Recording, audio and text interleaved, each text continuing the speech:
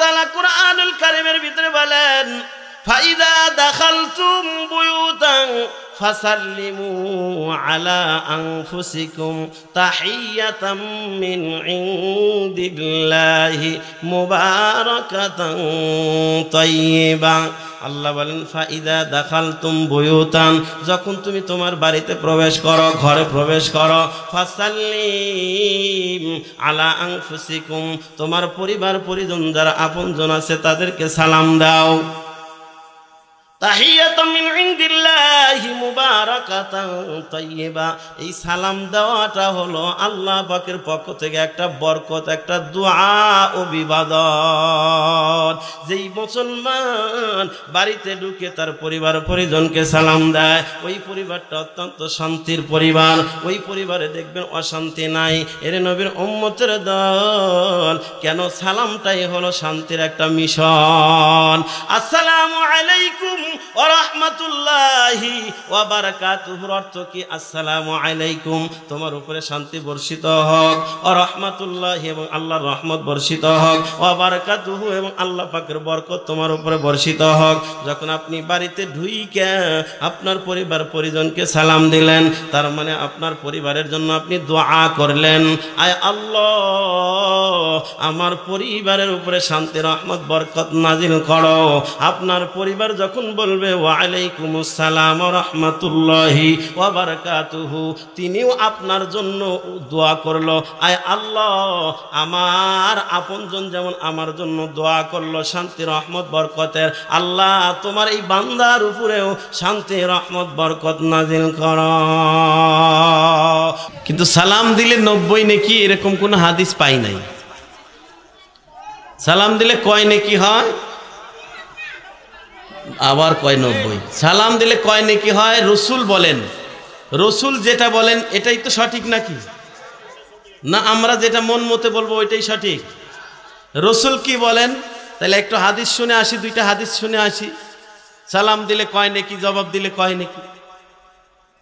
নবীদের সাহাবী হযরতে সাহাল ইবনে হুনাইফ রাদিয়াল্লাহু তাআলা আনহু, তিনি বলেন, قال قال رسول الله صلى الله عليه وسلم من قال السلام عليكم كتبت له 10 حسنات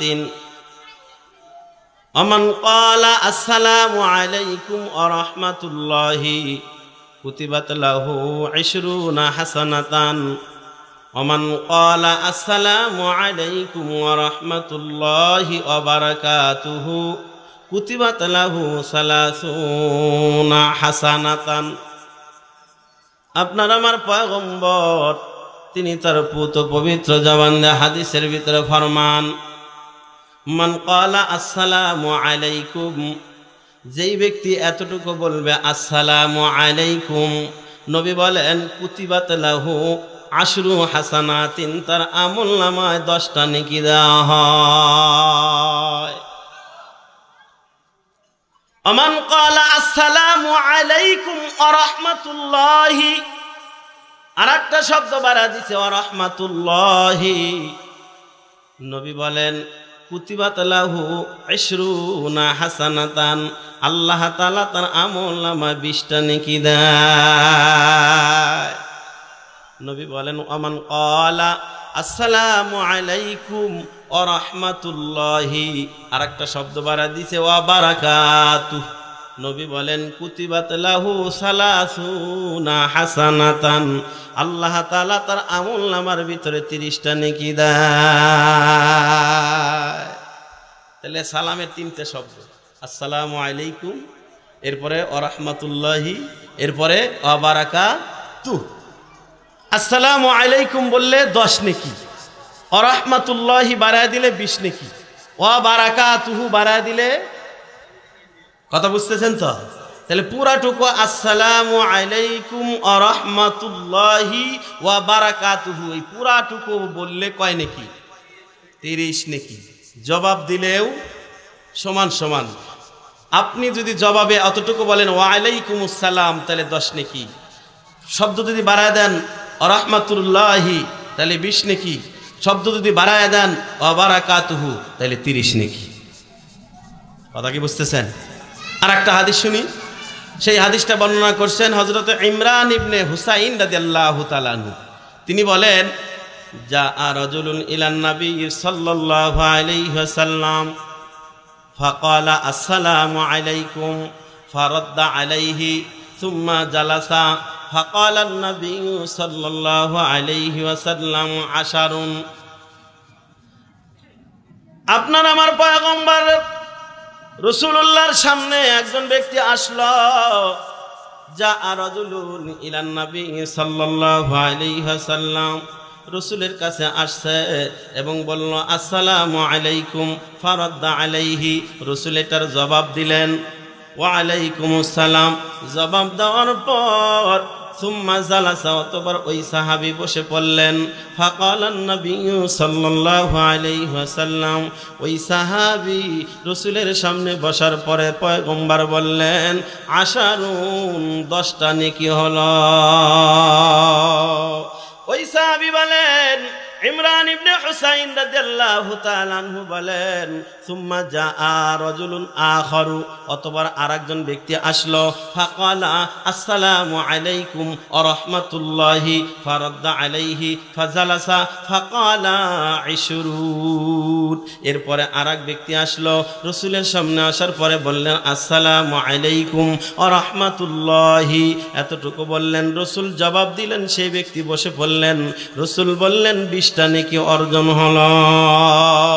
সাহাবী বলেন সুম্মা জাআ আখারু ফাকালা আসসালামু আলাইকুম ওয়া রাহমাতুল্লাহি ওয়া বারাকাতুহু ফারাদ্দা আলাইহি ফাজালাসা ফাকালা 30। রাহু আবু দাউদ। এর নবীর উম্মতের দল, ওই ব্যক্তি এসে যখন বলল আসসালামু আলাইকুম ওয়া রাহমাতুল্লাহি ওয়া বারাকাতুহু, রাসূল জবাব দিলেন, এরপরে বললেন 30টা নেকি অর্জন হলো। তাইলে পুরা সালাম দিলে কয় নেকি হয়? পুরা সালাম দিলে কয় নেকি? আর জীবনে 90 নেকি বলার পক্ষে থাকা যাবে না। কথা বলেন ঠিক কিনা? কারণ 90-র পক্ষে কোনো দলিল প্রমাণ পাওয়া যায় না, এটা মুখে মুখে প্রসিদ্ধ হয়ে গেছে। এর নবীর উম্মতের দল, তাহলে সালাম দিলে আসসালামু আলাইকুম এতটুকু দিলে 10 নেকি, ও রাহমাতুল্লাহ বাড়া দিলে 20 নেকি, ও বারাকাতুহু বাড়া দিলে 30 নেকি হয়। এই জন্য আমরা যখন দিব পুরাটা দেওয়ার চেষ্টা করব, ঠিক কিনা বলেন? ওয়া ইদা হুইতুম বিতাহিয়াতি ফাহাইয়ু বিআহসানা মিনহা আও রুদ্দুহা, যখন কেউ তোমাকে সালাম দেয় আমার বাবাজিরা, যতটুকু দিল ওর চাইতে একটু বাড়ায়া জবাব দেওয়া ভালো। মনে করেন আমি সালাম দিলাম আসসালামু আলাইকুম, আপনি বলবেন ওয়া আলাইকুমুস সালাম ওয়া রাহমাতুল্লাহি, একটু বাড়ায়া দিলেন। এর নবীর উম্মতের দল, আপনার আমার পয়গম্বর তার পালিত একজন সাহাবী ছিল, যার নাম হযরত আনাস রাদিয়াল্লাহু তাআলা আনহু, যিনি একদিন 2 দিন নয় 10টা বছর পয়গম্বরের সাথে ছিলেন, খেদমত করেছেন। এমন ভাবে খেদমত করেছেন পয়গম্বর কোনোদিন তার ভুল ধরে নাই যে আনাস তুমি এটা করলা কেন, অথবা তুমি এটা করলা না কেন, এমন কথা রাসূল কোনোদিন বলেন নাই। তার মানে আনাস কত চৌকান্ন ছিল, ভুল যাতে না হয় এমন ভাবে পয়গম্বরের খেদমত করেছেন। কয় বছর? জোরে কর। 10 বছরের খেদমত করেছেন। ওই সাহাবী হযরত আনাস রাদিয়াল্লাহু তাআলা আনহু বলেন, ক্বালা লি রাসূলুল্লাহি সাল্লাল্লাহু আলাইহি ওয়াসাল্লাম, পয়গম্বর আমাকে বলেন, ইয়া বুনাইয়া ইদা দাখালতা আলা আহলিকা ফাসাল্লিম আলা আহলিকা ইয়াকুন বারাকাতান আলাইকা ওয়া আলা আহলি বাইতিক। ওই সাহাবী বলেন, পয়গম্বর আমাকে বলেন, হে বৎস, হে সন্তান, হে ইয়া বুনাইয়া, হে বৎস, ইদা দাখালতা আলা আহলিকা, যখন তুমি তোমার পরিবারের কাছে যাও, কি বলে, যখন তোমার পরিবারের কাছে যাও, ফাসাল্লিম, পরিবারকে সালাম দাও। কেন বলে, এখন বারাকাতান আলাইকা ওয়া আলা আহলি বাইতিক, সালাম দিলে তোমার জন্য হবে বরকত, পরিবারের জন্য হবে বরকত। আমার বাবাজিরা আমরা বাড়িতে গেলে সালাম দেই তো? কথা কয় না, দেই না আমরা? হ্যাঁ, বাড়ির বাহির থেকে ওই জরিনা চারিতে পানি দিতে কইছিলাম, পানি দাস নাই, সালাম দিলাম কই? কথা কয় না, এরকম বলে না অনেকে? হ্যাঁ, সালাম নাই। আমার বাবাজিরা 2-4 জন দেয় মাশাআল্লাহ, কিন্তু আমরা মুসলমান প্রত্যেকেই বাড়িতে গিয়ে সালাম দেওয়া লাগবে। আল্লাহ তাআলা কুরআনুল কারীমের ভিতরে বলেন, ফাইদা দাখালতুম বুয়ুতান ফাসাল্লিমু আলা আনফুসিকুম তাহিয়াতাম মিন ইনদিল্লাহি মুবারাকাতান তাইয়্যিবা। আল্লাহ বলেন, ফাইদা দাখালতুম বুয়ুতান, যখন তুমি তোমার বাড়িতে প্রবেশ করো, ঘরে প্রবেশ করো, ফাসাল্লিম আলা আনফুসিকুম, তোমার পরিবার পরিজন যারা আপনজন আছে তাদেরকে সালাম দাও। তাহিয়াতুম মিন ইনদিল্লাহি মুবারাকাতান তাইয়্যিবা, এই সালাম দেওয়াটা হলো আল্লাহ পাকের পক্ষ থেকে একটা বরকত, একটা দোয়া ও ইবাদত। যেই মুসলমান বাড়িতে ঢুকে তার পরিবার পরিজনকে সালাম দেয়, ওই পরিবারটা অত্যন্ত শান্তির পরিবার, ওই পরিবারে দেখবেন অশান্তি নাই। এর নবীর উম্মতের দল, কেন? সালামটাই হলো শান্তির একটা মিশন। আসসালামু আলাইকুম ওয়া রাহমাতুল্লাহি ওয়া বারাকাতুহুর অর্থ কি? আসসালামু আলাইকুম, তোমার উপরে শান্তি বর্ষিত হোক, ওয়া রাহমাতুল্লাহি, এবং আল্লাহর রহমত বর্ষিত হোক, ওয়া বারাকাতুহু, এবং আল্লাহ পাকের বরকত তোমার উপরে বর্ষিত হোক। যখন আপনি বাড়িতে ঢুইকে আপনার পরিবার পরিজনকে সালাম দিলেন, তার মানে আপনার পরিবারের জন্য আপনি দোয়া করলেন, আয় আল্লাহ আমার পরিবারের উপরে শান্তি রহমত বরকত নাজিল করো। আপনার পরিবার যখন বলবে ওয়া আলাইকুমুস সালাম ওয়া রাহমাতুল্লাহি ওয়া বারাকাতুহু, তিনিও আপনার জন্য দোয়া করলো, আয় আল্লাহ আমার আপনজন যেমন আমার জন্য দোয়া করলো শান্তি রহমত বরকতের, আল্লাহ তোমার এই বান্দার উপরেও শান্তি রহমত বরকত নাজিল করো। উভয় উভয়ের যদি মঙ্গল কামনা করে, উভয় উভয়ের জন্য যদি শান্তি রহমত বরকতের দোয়া করে, বলুন তো এর মাঝে কি অশান্তি থাকার প্রশ্ন আছে? অশান্তি থাকতে পারে না। আমাদের সংসারে অশান্তি হওয়ার মূল কারণ রসুলের এই সুন্নাহ না মানার কারণে। রসুলের সুন্নাহ পরিবারে যখন ঢুকবেন সালাম দেয়া ঢুকতে হয়। পারবো না আমল করতে ইনশাআল্লাহ? সালাম দেব, প্রত্যেকেই দেব ইনশাআল্লাহ। বলেন ইনশাআল্লাহ। নিজের ছেলেকে সালাম দিতে পারবো তো? ইনশাল্লাহ তো কইলেন। ছেলেরে সালাম দিতে কয়, হুজুর কয় কি? ছেলেরে কেমনে সালাম দিব? শরমে নাক ভাঙ্গা যায়। নিজের গোলামরে কেমনে সালাম দিব? নিজের কর্মচারীকে কেমনে সালাম দেব? না না, ছোট কেউ দেওয়া লাগবে, তোমার ছেলেকেও দেওয়া লাগবে, স্ত্রীকেও দেওয়া লাগবে। এমন সন্তানও আমাদের সমাজের ভিতরে আছে জীবনেও কোনোদিন মা আর বাবাকে সালাম দেয় না। আছে না নাই? শরম। আমরা যখন প্রথম মাদ্রাসায় ভর্তি হইলাম, ওস্তাদে বলে দিছে বাড়িতে যাওয়ার পর মা আর বাবাকে সালাম দিবা। মাদ্রাসায় ভর্তি হওয়ার 12 দিন পরে যখন বাড়িতে গেছি, সালাম দিতে বলছে হুজুরে, ওস্তাদে বলে দিছে এখন সালাম দিব। জীবনে তো কোনোদিন মা আর বাবাকে সালাম দেই নাই। এখন সালাম দিতে যায় দেখি লজ্জায় যেন নাক ভেঙ্গে যায়, এমন অবস্থা। এমন অবস্থা ওস্তাদে বলেও দিছে যে প্রথম প্রথম যদি শরম করে তাহলে চোখ বন্ধ করে সালাম দিস। 2-1 বার দিলে লজ্জা ভেঙে যাবে, পরবর্তীতে সালাম আর সমস্যা হবে না। স্ত্রীকে বিয়ে করার পরে কোনোদিন সালাম দেন নাই, এখন আজকে বয়ান শোনার পরে যদি সালাম দেন দেখবেন প্রথমে হয়তো শরম করতে পারে, শরম লাগতে পারে। শরম লাগলেও প্রয়োজনে চোখ বন্ধ করে সালাম দেন, দেখবেন সংসার শান্তির সংসার হবে, অশান্তি দূর হবে। শান্তি যদি আনতে চান তাহলে রসুলের এই সুন্নাহর বাস্তবায়ন করা লাগবে। কথা বলেন ঠিক কিনা আমার বাজিরা? তাহলে এই সালাম আমি যে হাদিস খুতবার ভিতরে পড়েছি, খুব সংক্ষিপ্ত কথা বলবো, একটু খেয়াল করেন নে বাবা। রসুল বলেন তোমরা যদি 4 গুণে গুণান্বিত হতে পারো তাহলে রাসূল হাদিসের শেষে বলেন তোমরা সোজা আল্লাহর জান্নাতে চলে যাইবা। সুবহানাল্লাহ, জোরে বলি। কয় গুণ? জোরে কন, আরো জোরে। 4 গুণ। রাসূল বলেন ইয়া আইয়ুহান নাস আফশুস সালাম। নবী বলেন 4 গুণের 1 নাম্বার গুণ, বেশি বেশি তোমরা সালামের প্রচলন ঘটাও। অন্য হাদিসে রাসূল বলেন ইযা লাকিয়া আহাদুকুম আখাহু ফালইসাল্লিমু আলাইহি, যখন তোমার কোনো মুসলমান ভাইয়ের সাথে দেখা হয় ফাসাল্লিম, তারে সালাম দাও। ফা ইন হালাত বাইনাহুমা শাজারাতুন আও জিদারুন আও হাজারুন সুম্মা লাকিয়াহু ফালইসাল্লিম আলাইহি।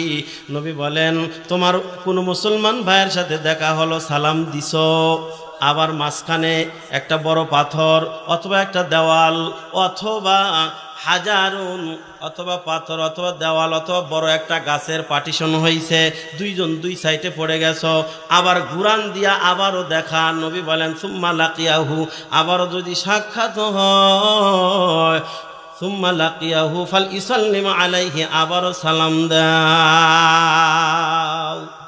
বোঝেন নাই মনে হয়? মনে করেন এই যে পর্দা আমার পিছনে, এইখানে দেখা হয়েছে, সালাম বিনিময় হয়েছে, আবার ওই পর্দার ওই পাশে গিয়ে আবারও দেখা হয়েছে। তাইলে রাসূল বলে সুম্মা লাকিয়াহু ফালিসাল্লিম আলাইহি, আবার দেখা তো আবার সালাম দাও। আমরা তো মনে করবো কেবল এইখানে দিলাম আবার এই জায়গায় দেওয়া লাগবে। রাসূল কি বলেন?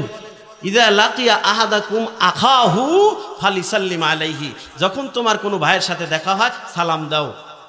ফাইন হালাত বাইনাহুমা শাজারাতুন আও জিদারুন আও হাজারুন, যদি তোমার 2 জনের মাঝখানে কোনো পর্দা অথবা গাছ অথবা দেওয়ালের পার্টিশন হয়, আবার পরে ওই পাশে যা আবার দেখা তো আবারও সালাম দাও। এই পরিমাণ সালাম দেওয়ার কথা রাসূল তাগিদ দিছেন, রাসূল বুঝাইছেন যে ব্যাপক হারে তোমরা সালামের প্রচলন ঘটাও। আমার বাজিরা, এই সালামের আমলটা যদি আমি আপনি করতে পারি, দেখবেন আপনার যে বড় শত্রু তাকে যদি বেশি বেশি সালাম দেন, শত্রু থেকে আস্তে আস্তে বন্ধুতে রূপান্তরিত হয়ে যাবে। কারণ সালামের ভিতরে মহাব্বত, সালাম দেওয়া এবং উত্তর দেওয়া দুইটার ভিতরে 2 জন 2 জনের জন্য কল্যাণ কামনা করে, দোয়া করে। তার মানে সালামের হাকিকত, আমার পক্ষ থেকে সকল ধরনের অনিষ্টতা থেকে আমি তোমার নিরাপত্তার ঘোষণা দিলাম। তুমি যখন জবাব দিলা মানে তার জন্য শান্তি রহমত বরকতের দোয়া করলা, পাশাপাশি এটাও ঘোষণা হয়ে গেল আমার পক্ষ থেকে যত ধরনের খারাপতা আছে, অনিষ্টতা আছে, সকল ধরনের অনিষ্টতা থেকে আমি তোমার নিরাপত্তার ঘোষণা দিলাম। বেশি বেশি যদি সালাম দেন তাহলে দেখবেন শত্রুর সাথেও মহাব্বত তৈরি হয়ে যাবে। পারবো না আজকে আমরা এখান থেকে এই বয়ানটা নিয়ে যাইতে, বেশি বেশি সালাম দেব। যার সাথে কথা কাটাকাটি হয় বেশি সালাম দেন। সালাম অনেক সময় আমরা দিতে পারি, ওর সাথে আমি কম, ওর সাথে আমার আবার সালাম দেওয়া লাগবে। এই ভাবটাই তো অহংকার, কথা কয় না। এই ভাবটাই কিসের ভাব? অহংকার। আর নবী বলেন দিল থেকে অহংকার দূর করার মেডিসিন হলো বেশি বেশি সালাম। আল বাদিউ বিসালাম বারিউম মিন কিবর, যে আগে সালাম দেয় সে অহংকার থেকে পাক হইয়া যায়। সুবহানাল্লাহ। শুধু তাই, আরেকটা হাদিস শোনাই। রাসূল বলেন ইন্না আউলান নাসি বিল্লাহ মান বাদাআহুম বিসালাম।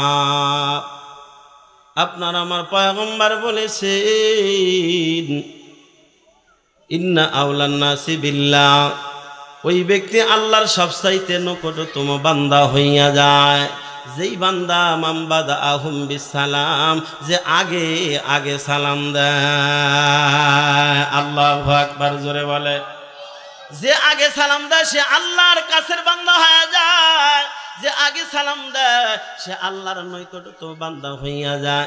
আমি আপনি প্রত্যেকে কি চাই না যে আল্লাহর নিকটতম বান্দা হব, আল্লাহর কাছের প্রিয় বান্দা হব? এটা কি আমরা চাই না? কি বলেন, আমরা চাই কি চাই না? যদি চান তাহলে অবশ্যই আগে আগে সালাম দেওয়া লাগবে। সে আগে আমাকে সালাম দিবে এই আশা করা যাবে না। আমি আগে সালাম দিব আমি আল্লাহর কাছের বান্দা হব। কিন্তু আমাদের ভাবটা কি? অনেক সময় চিন্তা করি আমি একজন মুফতি সাহেব, মুসল্লিরা তো আমারই সালাম দিবে, আমি কে আগে দিব। আবার সভাপতি সাহেব হয়তো মনে মনে ভাবতে পারে, 2-4 জন এরকম থাকতেও পারে, আমি সভাপতি, ইমাম সাহেব তো আমারই সালাম দিবে আগে, আমি সেক্রেটারি ক্যাশিয়ার, তো ইমাম মসজিদ তো আগে আমাকেই সালাম দিবে, আমি কে আগে দিব। কে তোমার কি আল্লাহর প্রিয় বান্দা হওয়ার শখ নাই? তুমি কি আল্লাহর কাছের বান্দা হতে চাও না? যদি হতে চান তাহলে আগে সালাম দেন। আপনি সভাপতি না সেক্রেটারি না মুফতি সাহেব না বক্তা সাহেব, দেখার টাইম নাই। আল্লাহর প্রিয় যদি হতে চান তাহলে আগে সালাম দেন। কথা কি বুঝতেছেন? তাহলে আল্লাহ প্রিয় হতে চাইলে কি করা লাগবে? আগে সালাম দেওয়া লাগবে। আর আগে সালাম দিলে আল্লাহর যেমন প্রিয় হওয়া যায়, তেমন দিল থেকে অহংকার দূর হয়ে যায়। এজন্য আমরা বেশি বেশি সালাম দেব তো ইনশাআল্লাহ। কি বলেন? দেব তো ইনশাআল্লাহ। আল্লাহ তৌফিক দান করুক, সকলে বলে আমিন। দ্বিতীয় নাম্বারে গুণ, 1 নাম্বার গুণ বেশি বেশি সালাম দেওয়া। খেয়াল করেন, দ্বিতীয় নাম্বারে গুণ হলো নবী বলেন ইয়া আইয়ুহান নাস আফশুস সালাম ওয়া আতইমুত তুআম। নবী বলেছে দ্বিতীয় নাম্বারের গুণ হলো অনাহারীদেরকে খাবার খাওয়ানো, অসহায় দুস্থ মানুষের পাশে সহযোগিতার হাত বাড়ায় দেওয়া। এই গুণ আমি আপনি যদি অর্জন করতে পারি রে বাবা, তো পয়গম্বর বলেছেন হাদিসের শেষে তাদখুলুল জান্নাতা বিসালাম, নিরাপদে আল্লাহর জান্নাতে ঢুকে যাইবা। খেয়াল করেন, দ্বিতীয় নম্বরে গুণ হলো আতইমুত তুআম, ব্যাপকভাবে খানা খাওয়ানো। অর্থাৎ যেই জাতির যে খাবার, ওই জাতিকে ওই ধরনের খাবার খাওয়াইয়া পরিতৃপ্ত করে যদি খাওয়ানো যায় রে বাবা, পয়গম্বর বলেছেন আফসালুস সাদাকা আন তাশবাআ কাবিদান জাইআন, সর্বোত্তম দান হলো পেট ভরে আসুদা ভরে খাওয়ানো, এটা সর্বোত্তম দান। সুবহানাল্লাহ। সর্বোত্তম সদকা হলো আসুদা ভরে খাওয়ানো, কোন ক্ষুধার্ত জীবকে পরিতৃপ্ত সহকারে খাওয়ানো সর্বোত্তম দান। এই জন্য আমার বাবাজিরা, অসহায় দুস্থ মানুষের পাশে দাঁড়ানো, গরিব খেতে পায় না, ভালো কিছু রান্না করতে পারে না, তাদেরকে মাঝে মাঝে ভালো খাবারের আয়োজন করে খাবার খাওয়ানো। গরিব শীতের পোশাক কিনতে পারে না, তারে শীতের পোশাক কিনে দেওয়া, অর্থাৎ তার পাশে দাঁড়ানো। আমি সূরা মুদ্দাসির থেকে তেলাওয়াত করেছি রে বাবা, সবগুলো আয়াতের ব্যাখ্যা করার সময় আমার হবে না। এর নবীর উম্মতের দল জান্নাতি আর জাহান্নামীদেরকে এমনভাবে আল্লাহ রাখবেন, উভয় দলকে দেখবে। এক পর্যায়ে জান্নাতীরা জাহান্নামীদেরকে জিজ্ঞাসা করবে, মা সালাকাকুম ফি সাকর, কি ব্যাপার, তোমরা কেন আজকে জাহান্নামে আসলা?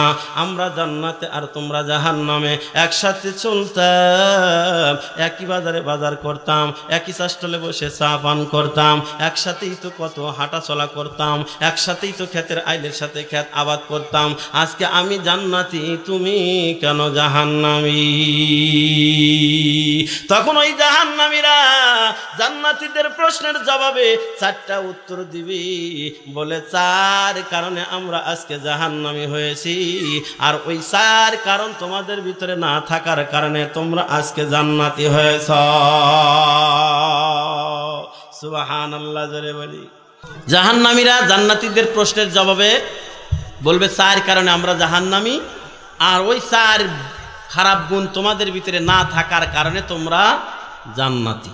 কথা বুঝতেছেন তো? 1 নাম্বার কারণ বলবে ক্বালু লাম নাকু মিনাল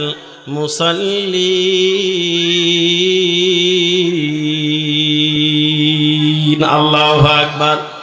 জাহান্নামীরা জান্নাতীদের প্রশ্নের জবাবে 1 নাম্বার প্রশ্নের জবাব দিবে বলে, একসাথে চলতাম, একসাথে হাঁটা চলা করতাম, দোকানে যাইতাম, এক দোকানে বসে চা পান করতাম, একসাথে হাঁটা চলা করতাম, দেখা সাক্ষাৎ হতো, সব ঠিক আছে, কিন্তু মসজিদ থেকে যখন আজান দিত তোমরা নামাজ পড়ার জন্য মসজিদে যাইতা, আমরা মসজিদে যাইতাম না, যার কারণে আজকে আমরা জাহান্নামী। তাহলে কি বোঝা গেল? নামাজ না পড়লে কোথায় যাওয়া লাগে? জোরে কর, নামাজ না পড়লে কোথায় যাইতে হবে? তাহলে আমরা নামাজ পড়বো না ছাড়বো? পড়বো তো প্রত্যেক দিন 5 ওয়াক্ত, নাকি জীবনে একবার?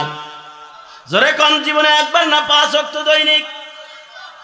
আমার দৈনিক 5 বার আল্লাহর দরবারে হাজিরা দেওয়া লাগবে, 5 ওয়াক্ত নামাজ আদায় করা লাগবে। আমার বাবাজিরা, এর নবীর উম্মতের দল, এটা কিন্তু আমার কথা না, আল্লাহ পাকের কালামুল্লাহতে জাহান্নামীরা প্রশ্নের জবাবে বলবে আমরা নামাজ পড়ি নাই, মুসল্লি ছিলাম না। ক্বালু লাম নাকু মিনাল মুসাল্লিন, আমরা নামাজ পড়ি নাই যার কারণে আজকে আমরা জাহান্নামী। দ্বিতীয় নাম্বার কারণ বলবে, যেটা আমার আলোচনার বিষয়, দ্বিতীয় নাম্বার কারণ বলবে ওয়ালাম নাকু নুতঈমুল মিসকিন।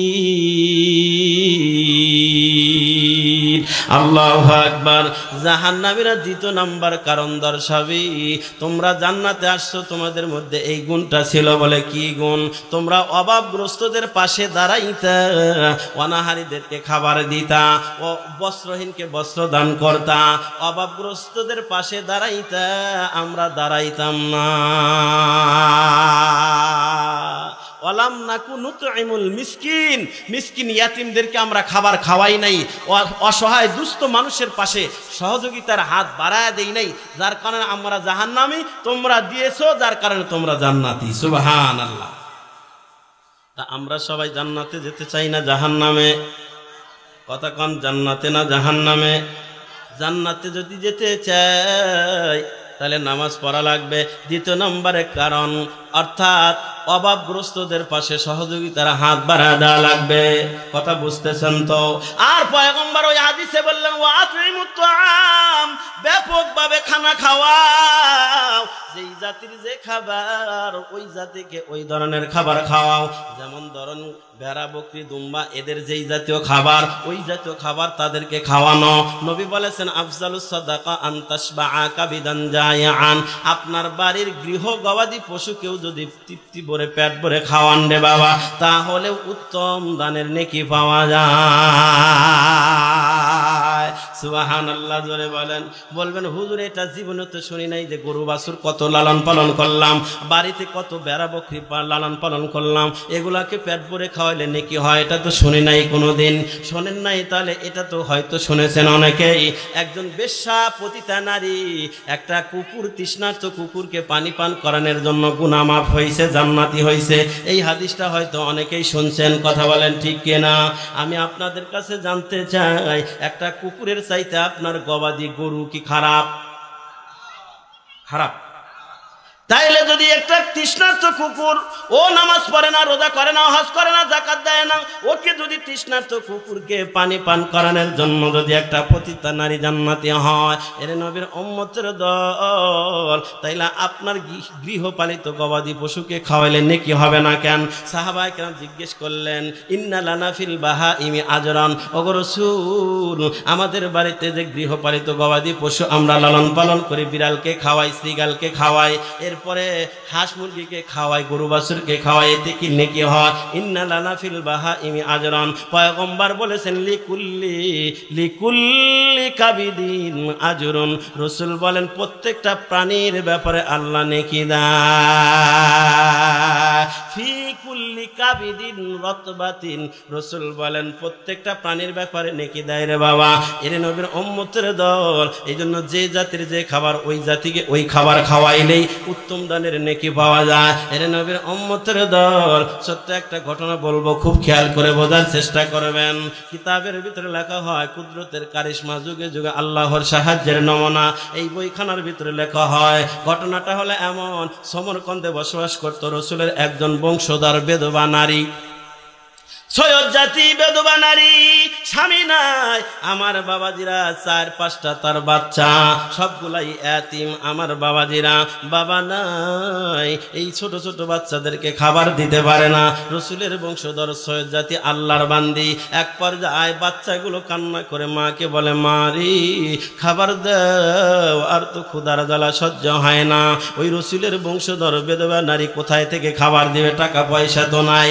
আল্লাহর বান্দি এক পর্যায়ে বাধ্য হলো, বাচ্চাদেরকে বললেন, ও বাবারা, খাবার তো আমার কাছে নাই, আমাদের সমরকন্দের যিনি বাদশা প্রতিনিধি উনি তো একজন মুসলমান, চল যাই, আমাদের জাতি ভাই যেহেতু মুসলমান, একজন সমরকন্দের বাদশা, বাদশার কাছে গেলে হয়তো তোরা যেহেতু ইয়াতিম, তোদের বাবা নাই, হয়তো বা তোদের মুখের দিকে তাকাইয়া কোনো খাবারের ব্যবস্থা করবে, চল যাই। চারটা ইয়াতিম বাচ্চা কিনে মা যখন আস্তে আস্তে করে ওই সমরকন্দের বাদশার কাছে চলে আসলেন রে বাবা। সংক্ষিপ্ত কথা হলো, বাদশাকে সালাম দিয়ে বললেন, বাদশা নামদার, আমার এই চারটা বাচ্চা ইয়াতিম, বাবা নাই, আমার ঘরে খাবার নাই, 3 দিন পর্যন্ত বাচ্চাগুলোকে খাবার দিতে পারি নাই, আমি মা তো 7 দিন যাবৎ ভাতের সাথে দেখা নাই, শুধুমাত্র পানি পান করে রয়েছি। বাচ্চা নামদার গু, আমার ইয়াতিম বাচ্চাদের মুখের দিকে তাকাইয়া যদি খাবারের ব্যবস্থা করতেন তাহলে আমি খুশি হইতাম, আল্লাহর কাছে দোয়া করতাম। তবে বাচ্চা শোনেন, আমি সাধারণ বংশের কোনো নারী নয়, আমি হইলাম সৈয়দ জাতি রসুলের বংশধর। সুবহানাল্লাহ জোরে বলেন। কথাটা বলার পর বাদশা বলে, ও মহিলা, তুমি যে বললা রসুলের বংশধর সৈয়দ জাতি, এর পিছনে কোনো দলিল প্রমাণ সার্টিফিকেট তোমার আছে নাকি, সনদ আছে নাকি? আল্লাহর বান্দি বলেন, বাবা আমার কোনো সনদ মুখস্থ নাই, দলিল প্রমাণ নাই, আমার মুখের কথা বিশ্বাস করে নাও, আমি রসুলের বংশধর। আমার ইয়াতিম বাচ্চাদের একটু এই রসুলের বংশধরের ইজ্জতের খাতিরে যদি খাবারের ব্যবস্থা করতা। ওই বাদশা দুনিয়ার মোহে পড়ে বাদশা ডাকতে বলে, ও আল্লাহর বান্দি শোন, রসুলের বংশধর দাবি করলা, এর পিছনে যদি দলিল প্রমাণ দিতে না পারো তাহলে আমি তোমাদেরকে থাকা খাওয়ার ব্যবস্থা করব না। এই কথা বলে আমার বাদশা ওই আল্লাহর বান্দি রসুলের বংশধরকে বললেন, তোমার বাচ্চাগুলো নিয়ে এখান থেকে বের হয়ে যাও, প্রমাণ যদি দিতে না পারো, দলিল যদি দিতে না পারো, খাবারের ব্যবস্থা হবে না, থাকার ব্যবস্থা হবে না, তাড়াতাড়ি বের হয়ে যাও। বের যদি না হও ঘাড় ধাক্কা দিয়ে বের করে দিব। নাউজুবিল্লাহ জোরে বলেন। এর নবীর উম্মতের দল, বাস্তবতাও কিছু এরকম দেখা যায়। নির্বাচনের আগে ভোটের জন্য জুতা ক্ষয় করে, নির্বাচনে যদি পাশ করে একটা মাত্র সনদের জন্য, জন্ম সনদের জন্য 3 জুতা স্যান্ডেল ক্ষয় করা লাগে, নেতারে আর পাওয়া যায় না, আছে না নাই? এর নবীর উম্মতের দল বাদশা দুনিয়ার মোহে পড়ে বের করে দিলেন। এক পর্যায়ে যখন বের করে দেওয়ার পর আল্লাহর বান্দে বাচ্চাগুলো কান্দে, ও মা তুমি না বলছিলা বাদশার বাড়িতে এসে খাবার দিবা, খাবার দাও। বাচ্চাগুলো হাঁটতে পারে না, দুর্বল হয়ে গেছি। বাচ্চাগুলো ইয়াতিম বাচ্চাগুলোর হাত ধরে মা আস্তে আস্তে করে হাঁটে, বাদশার বাড়ি থেকে নেমে যায়। আর বাচ্চাগুলার কান্নার আওয়াজ মার কলিজা ছিদ্র করে দেয়। মা চোখের পানি ছেড়ে দেয়, বাচ্চাগুলাকে বলে, ও বাবারা, ওই আল্লাহর উপরে তাওয়াক্কুল কর যিনি মুহূর্তের মধ্যে আমাদের খাবারের ব্যবস্থা করতে পারে। ওয়া মাইয়া তাওয়াক্কাল আলাল্লাহি ফাহুয়া হাসবুহু। গার তাওয়াক্কুল মিকুনি হার সুবহ শাম, মেরা সানাত রিজকে তু আদলা মাকাম। ওয়া মা ফিল আরদি ইল্লা আলাল্লাহি রিজকুহা। আল্লাহু আকবার। রিজকের মালিক কে? আরো জোরে। আল্লাহর বান্দি বাচ্চাগুলোকে বুঝায়, কিন্তু ছোট বাচ্চা না খেয়ে বুঝ আর নিবে নাকি? ছোট বাচ্চাগুলো কান্দে, মাও কান্না করে। কান্না করতে করতে বাচ্চার বাড়ি থেকে যখন বের হয়ে গেছে, কিছু দূর যাওয়ার পরে একজন হিন্দু মানুষের সাথে দেখা, তাও আবার ঠাকুর। তিনি জিজ্ঞেস করে, মা তুমিও কান্দো? কান্দো। বাচ্চাগুলাও কান্না করে, কি হয়েছে বলো মা। এবার ওই আল্লাহর বান্দি বলেন, আমি রসুলের বংশধর সৈয়দ জাতি, গিয়েছিলাম আমার জাতি ভাই বাদশার বাড়িতে, আমার স্বামী নাই, এই বাচ্চাগুলোর বাবা নাই, 3 দিন পর্যন্ত বাচ্চাগুলোকে খাবার সামনে দিতে পারি নাই। আমি মা দুর্বল, 7 দিন যাবৎ ভাতের সাথে দেখা নাই, শুধু পানি পান করে। ও ভাই, তুমি তো একজন হিন্দু মানুষ, তোমাকে বলেই বা লাভ কি? এবার হিন্দু মানুষটা ডাক দেওয়ালে, বল যদি কিছু মনে না করো, তুমি যেই মানুষের বংশের পরিচয় দিছ, ওই মানুষকে আমি যদিও হিন্দু মানুষ তারপরেও আমি শ্রদ্ধা করি। ওই মানুষের বংশ বংশধরের খাতিরে আমি তুমি এবং তোমার বাচ্চাদেরকে থাকা খাওয়ার ব্যবস্থা করতে চাই। জোরে বলা যাবে কি আল্লাহু আকবার? এরে নবীর উম্মতের দল, শেষ পর্যন্ত আল্লাহর বান্দা হিন্দু মানুষরা তাদেরকে মেহমান বানালেন। বাড়িতে যাওয়ার পরে বললেন, ও বোন, তোমাকে আমার পাকের সাথে এক খেতে হবে না, যেহেতু আমি অন্য ধর্মের, তুমি হলো মুসলমান। তোমাকে আলাদা রুম দিলাম, আলাদা খুঁটিবাটি যা লাগে বাজার করে দিচ্ছি, আলাদা রান্না করে তুমি বাচ্চা কাচ্চা নিয়ে খাইবা, আমার সাথে খেতে হবে না। এরে নবীর উম্মতের দল, আলাদা সব কিছু বাজারঘাট করে যখন তাকে আলাদা রুমে দেওয়া হলো, এবার সর্বপ্রথম ভাত রান্না করে বাচ্চাগুলোর সামনে যখন দেয়, বাচ্চাগুলো খাবার খায় আর চোখের পানি ছেড়ে দেয়া আমার মাওলাকে ডাক দেয়, কয় আল্লাহ, যেই মানুষটা আমাদের থাকা খাওয়ার ব্যবস্থা করলো, আয় আল্লাহ, ওই মানুষটা মার জবান থেকে শুনেছি সে নাকি জাহান্নামের কাতারের। ও আল্লাহ, তারে হেদায়েতের দৌলত দিয়া জান্নাতের কাতারে নাম লেখায় দাও। এর নবীর উম্মতের দল, ছোট ছোট বাচ্চাদের দোয়া আমার আল্লাহ ফেরত দেন না। এর নবীর উম্মতের দল, কয়েকদিন পরে ওই বাচ্চা স্বপ্নে দেখতেছেন। কি স্বপ্নে দেখে আমার বাবাজিরা? স্বপ্নে দেখতেছে অতীব সুন্দর একটা ফুলের বাগান, সেই বাগানের ভিতরে একটা সুন্দর প্রাসাদ, ওই প্রাসাদের সামনে এরকম একটা সুন্দর চেয়ার, ওই চেয়ারের ভিতরে অতীব সুন্দর চেহারার অধিকারী একটা মানুষ বসা, হাতের ভিতরে একটা চাবি দেখা যায়। এবার ওই মুসলমান বাদশা স্বপ্নযোগে ওই চেয়ারে বসা মানুষটাকে জিজ্ঞেস করে, মান আংতা, আপনি কি, দয়া করে পরিচয় দেন। এবার চেয়ারে বসা মানুষটা বলে, লাম আরা ক্বাবলা হাযা কত্তু, আমাকে কি চেনো না? আমা তারিফু মান আনা, আমারে কি চেনো না? বাদশাহ স্বপ্ন থেকে জবাব দেয়, কাইফা আরিফু মান আংতা, কিভাবে আমি আপনাকে চিনব? লাম আরা ক্বাবলা হাযা কত্তু, জীবনে কোনোদিন দেখি নাই, কেমনে আপনাকে চিনব? এবার ওই চেয়ারে বসা সুন্দর চেহারার অধিকারী মানুষটা ডাক দেয়া বলেন, আমি দুনিয়ার কোনো সাধারণ মানুষ নয়, আমি হইলাম রাহমাতুল লিল আলামিন মুহাম্মাদুর রাসূলুল্লাহ সাল্লাল্লাহু আলাইহি ওয়াসাল্লাম। পরিচয় দেওয়ার পরে এবার বাদশা স্বপ্ন যোগে বলে, ও নবী, আপনাকে স্বপ্নে দেখব, এত বড় সুনসিব হবে আমার, দেখে তো খুব খুশি হয়ে গেছে। খুশি হইয়া এবার জিজ্ঞেস করেন, নবী গো, আপনার হাতের ভিতরে চাবি দেখা যায়, এত সুন্দর একটা প্রাসাদ দেখা যায়, এই প্রাসাদটা কার? আবার চাবিও আপনার হাতে দেখা যায়। পয়গম্বর তখন জবাব দেয়, এই প্রাসাদটা হলো জান্নাতের একটা প্রাসাদ, সাধারণ কোনো বিল্ডিং নয়, জান্নাতের একটা বিল্ডিং। এই বিল্ডিংটা আমি দেব একজন মুসলমানকে, কন্যা মারহাবা। এবার মুসলমান বাচ্চা তো আরো খুশি, মহা খুশি, স্বপ্নযোগে বলে, পয়গম্বর, আনা মুসলিম, আমি একজন মুসলমান, তাইলে দয়া করে চাবিটা যদি আমারে দিতেন। পয়গম্বর বলে, তুমি যে মুসলমান দাবি করলা, এর পক্ষে কোনো দলিল প্রমাণ সার্টিফিকেট থাকলে দাও।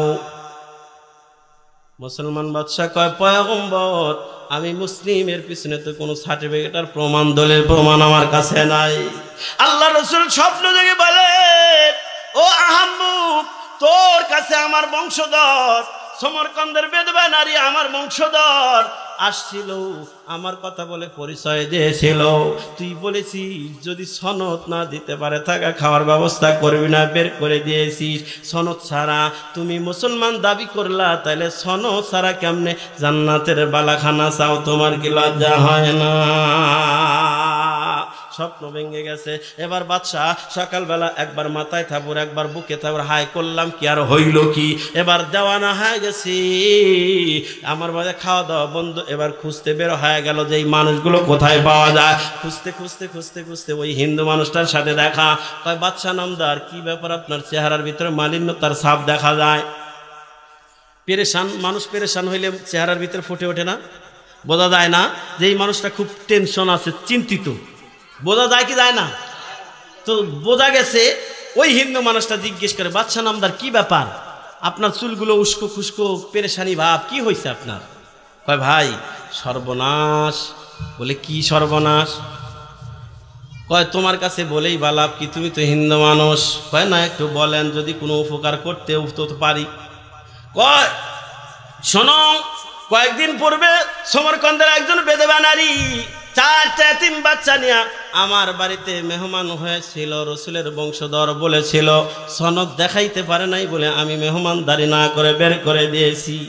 পয়গম্বর আমার সাথে স্বপ্ন যোগে দেখা রসুল নারাজ, তার মানে আমার জাহান্নামে যাওয়া লাগবে। আমার কপাল বড় খারাপ, নসিবে আসার পরেও আমি ধরতে পারলাম না। হিন্দু মানুষটা ডাকতে বলে, ভাই ওই রসুলের বংশধর বেদবা নারী আর ওই এতিম বাচ্চাগুলো সবাই এখন বর্তমানে আবার বাড়ির মেহমান। সুবহানাল্লাহ জোরে বল। এবার বাচ্চা একটু খুশি হয়, কয় ভাই তোমারে 1000 টাকা স্বর্ণ মুদ্রা হাদিয়া দেব, ওই দয়া করে রসুলের বংশধরগুলো আমার বাড়ির মেহমান বানায় দাও।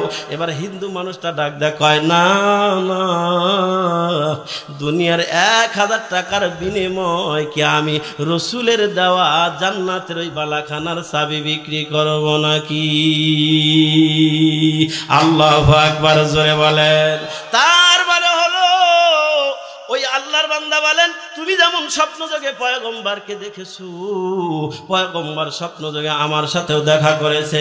রসুলের বংশধর এতিম বাচ্চাদেরকে থাকা খাওয়ার ব্যবস্থা করার কারণে পয়গম্বর খুশি হইয়া স্বপ্ন যোগে আমারে কালেমা পড়াইয়া মুসলমান বানাইয়া আল্লাহ পাকের জান্নাতের ওই বালাখানার চাবিটা আমারে দিছে। সুবহানাল্লাহ জোরে বলি। এবার ওই মানুষটা ডাক দিলে, বাচ্চা শুধু তাই না, শোনেন শোনেন, ওই এতিম বাচ্চাগুলো থাকে খায়, খালি ঘুম পারে না, কোরআন তেলাওয়াত করে, জিকির আজকার করে, নামাজ পড়ে, নামাজ পড়ে পড়ে দোয়া করে, কোরআন পড়ে পড়ে দোয়া করে। তাদের কোরআন তেলাওয়াতের বরকতে বর্তমানে আমার পরিবারের সকল সদস্যরাই কালেমা পড়ে মুসলমান। আমার বাজিরা, আমি এই কথাটা বলে একটা জিনিস পয়েন্ট উদ্ধার করতে চাই, সেটা হলো একজন মুসলমান বাদশা হওয়ার পরেও ইয়াতিমদের পাশে অসহযোগিতার হাত বাড়ায়া না দেওয়ার কারণে রসুল নারাজ, তার মানে সে জাহান্নামী। কথা বলেন ঠিক কিনা? আল্লাহ পাক তাই বলেন, ওয়ালাম্মা কুনুতুইমুল মিসকিন,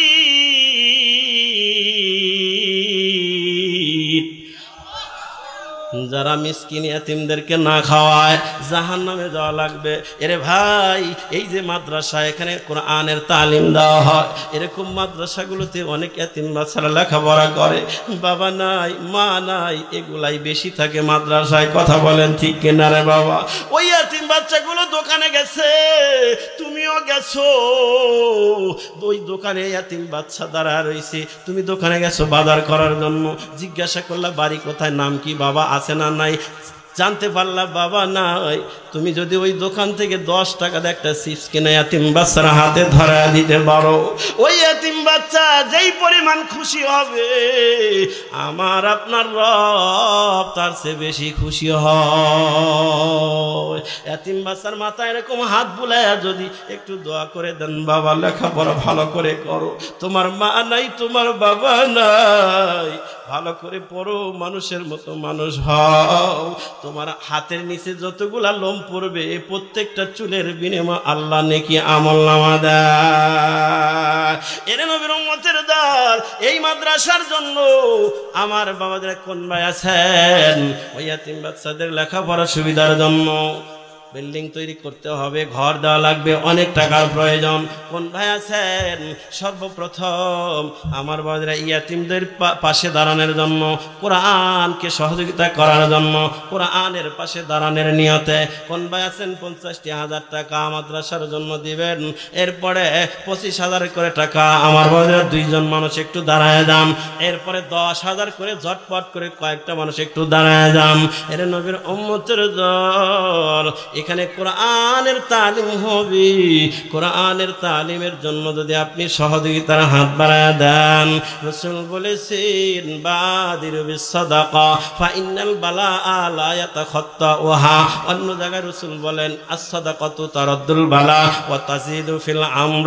অন্য জায়গায় আরেকটা হাদিসে রাসূল বলেন ইন্নাস সাদাকাতা লা তুতফিউ গাদাবার রাব্বি ওয়া তাদফাউ মিতাতাসসু। আরেকটা তিরমিজি শরীফের হাদিস রাসূল বলেন আস-সাখিয়ু করিবুম মিনাল্লাহ করিবুম মিনাল জান্নাহ করিবুম মিনান নাস বাঈদুম মিনান নার ওয়াল বাখিলু বাঈদুম মিনাল্লাহ বাঈদুম মিনাল জান্নাহ বাঈদুম মিনান নাস করিবুম মিনান নার ওয়াল জাহিলু সাখিয়ুন আহাব্বু ইলাল্লাহি মিন আবিদিন বাখিলিন। হাদিসের তরজমা বলার সময় নাই, শুধু এতটুকু শোনেন রে বাবা, যেই ব্যক্তি দান করে দানবীর ব্যক্তি আল্লাহর নৈকটতম বান্দা হয়, এরপরে জান্নাতের কাছের বান্দা হয়, এরপরে মানুষের কাছে প্রিয় হয়, জাহান্নাম তার থেকে দূরে যায়। আর যারা কৃপণতা করবে, দান করবে না, কৃপণ যারা, নবী বলেন এই কৃপণ আল্লাহ থেকে দূরে সরে যায়, জান্নাত থেকে দূরে সরে যায়, মানুষও তাকে পছন্দ করে না, অপছন্দ করে এবং জাহান্নামের নিকটবর্তী হয়ে যায়। এই জন্য কোন ভাই আছেন মা নাই বাবা নাই, মা রুহের মাগফিরাতের জন্য, বাবার রুহের মাগফিরাতের জন্য এই কোরআনকে সহযোগিতা করলে, কোরআনের প্রতিষ্ঠানে দিলে, নবী বলেন ইদা বুদিয়াল মাইয়িতু ফি কবরিহি জাআল কুরআনু ইনদা রাসিহি ওয়াস সালাতু আইয়ামিনিহি ওয়াস সিয়ামু আন শিমালিহি ওয়া সাইরুল হাসানাতি ইনদা রিজলাইহি।